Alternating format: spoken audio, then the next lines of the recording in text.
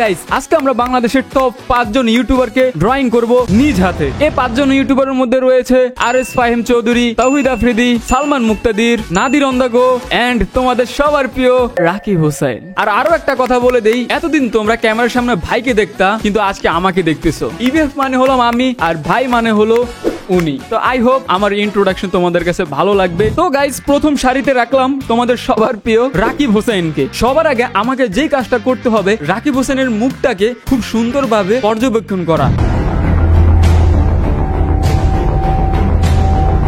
একবার দেখলো যা 10 বার দেখলো তা, তাই না? চলো ড্রয়িং শুরু করা যাক। মুখের যে গঠনটা আগে আঁকতে হবে, এরপর আঁকতে হবে চোখ, তারপর হচ্ছে নাক।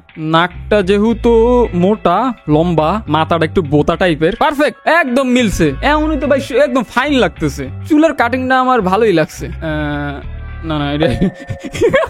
না মানে আমি আঁকতেছি।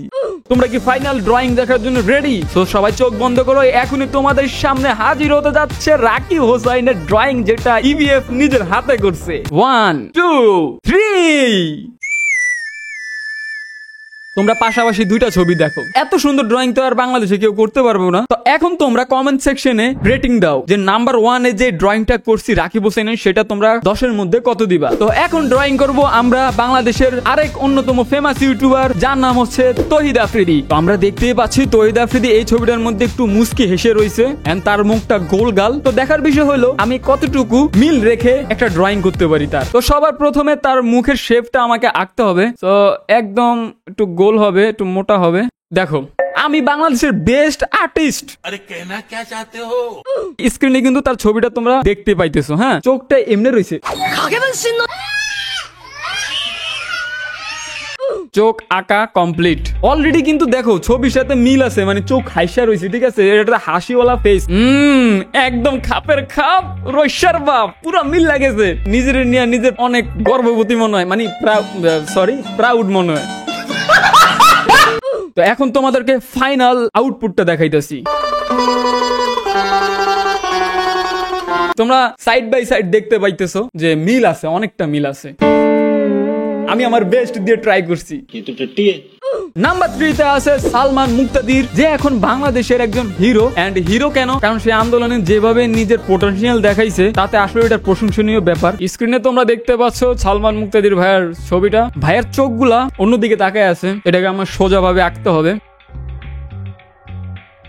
সো গাইস, তোমরা কি রেডি সালমান মুক্তাদি ভাইয়ের ফাইনাল ড্রয়িং দেখার জন্য?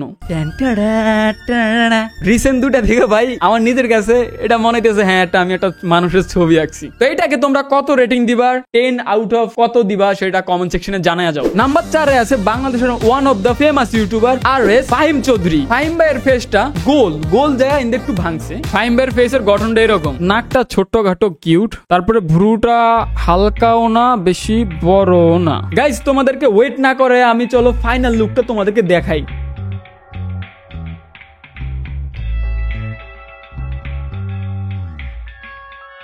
সো ফাইনালি আমাদের ফাহিম ভাইয়ের আর্টটাও কমপ্লিট। তালি দাও।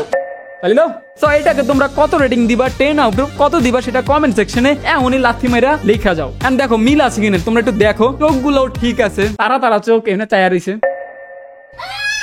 তারপরে হাসিটা এরকম।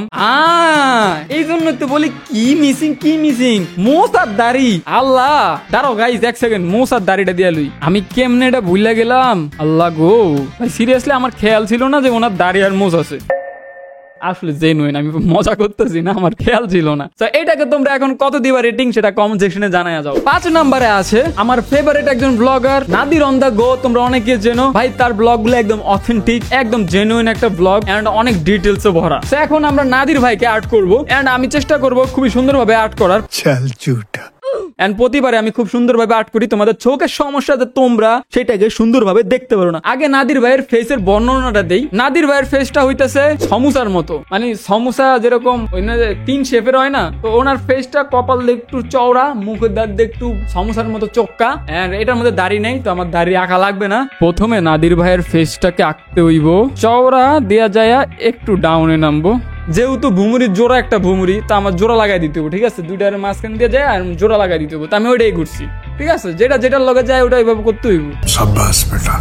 সো গাইস, তোমরা কি ফাইনাল লুক দেখার জন্য রেডি? দেখো কত মায়াবী হইছে, কত সুন্দর হইছে, কত ফাইন হইছে, খুবই ফাইন। মানে চুলগুলো দেখছো, পুরো বাবরি চুল, এটারে কিন্তু রিয়েল বাবরি চুল বলে। এত সুন্দর ড্রয়িং তোমরা আর কোথায় দেখতে পারবা? বহুত কষ্টে নিজের হাসি নিজে চাইপা রাখছি নিজের ড্রয়িং দেখা।